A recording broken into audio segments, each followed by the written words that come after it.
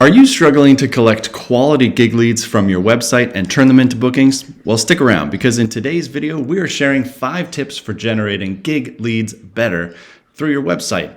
Now, if you're new here and just checking out Back on Stage is a web platform built for blue-collar musicians, bands, and DJs who want an alternative to all the messy spreadsheets, email chains, and text threads that we're also used to living on.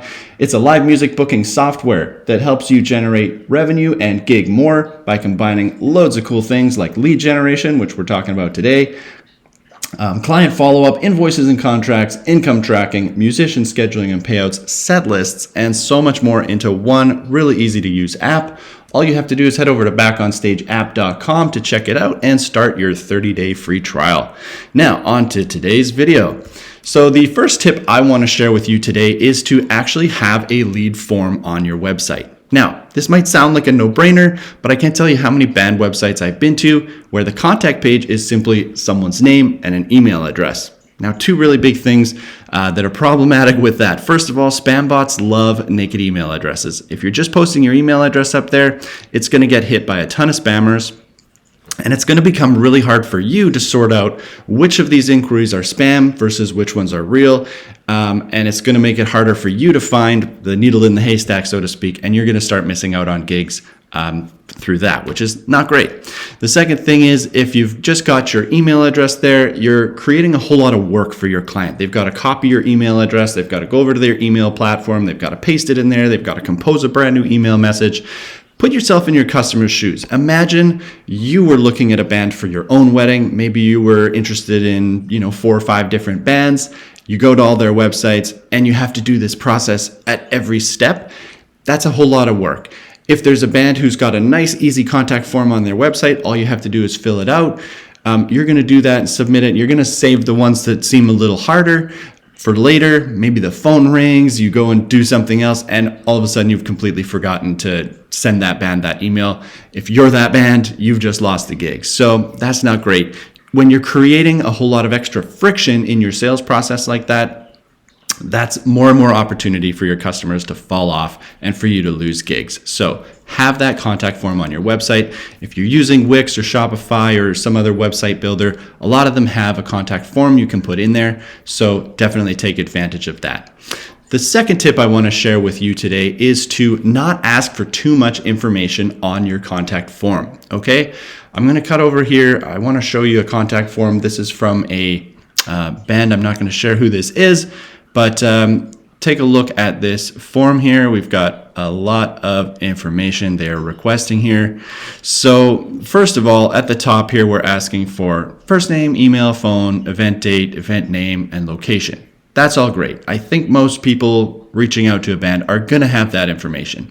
But then we start getting into stuff that's maybe a little bit superfluous. So we've got number of guests expected. We've got the band size they want. Most people are really kind of confused about band size anyway, so that is something I find that is just a little better later in the sales process. Add-ons, okay. I mean, they have done a pretty good job of describing all their other services in their services section here. But again, that's asking me to think a lot, okay? Timing of performances, my wedding's a year away. I'm actually planning my own wedding right now. My wedding's a year away. I don't have things like all the timing of performances figures out. Obviously, if I don't have that figured out, I don't know what my break music is going to be. I don't know how much break music I'm going to need. How did you hear about us? I understand where that question comes from, but let's do that later in the sales process. That's not essential for your client right now. We really need to just be thinking about them. And then this question here, do you have a rough budget in mind for your band? I would say that's definitely a no-no on the initial contact form for a few reasons. First of all, again, put yourself in your customer's shoes. Would you feel comfortable sharing your budget with somebody you don't know if you're going to book or not yet? It's kind of like on the first date, you asking your first date person what salary they make in a year. It's like, we just don't like talking about money when you're just shaking someone's hand for the first time. It's just a little uncomfortable. We need to build a little more trust first. And secondly, like in my own example, me planning my own wedding, I don't really want the band to know my budget because Yes, I have a figure in mind. My fiance and I have decided, okay, this is the maximum we could spend on the band, but obviously we'd rather not spend all of that money if we could avoid it. The more we have left over for our honeymoon, the better.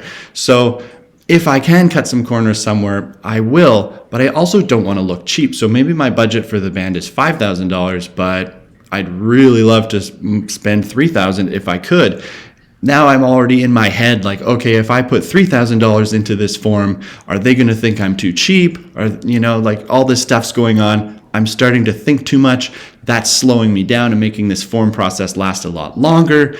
And it's another one of those things where I might just be like, oh, I can't think about this right now. Here's this other band who's just asked me for my name and date and venue. I can fill that in really fast without having to think about it. I hit that submit button. Okay, I've checked something off of my wedding to-do list today. I'm going to leave this band for tomorrow because they've just got a lot of more questions they're asking me. And again, tomorrow comes, I'm going to forget. And guess what? You've just lost the gig. So not a necessary question. Let's take it off the list.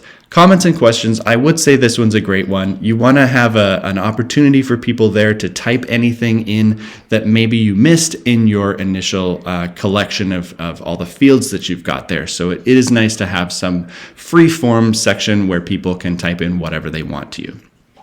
So that's tip number 2. Don't ask for too much information. And again, I would say these sections at the top here, name, email, phone number, event date, event name, and location is really all you need. And again, maybe just add that comments and questions field in there as well.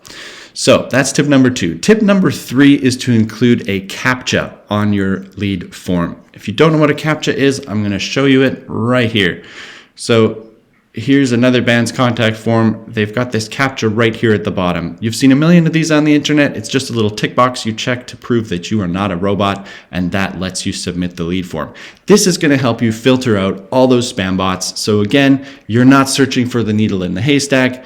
The thing about a lead form that doesn't have a CAPTCHA is you will get a lot of spam bots submitting that form.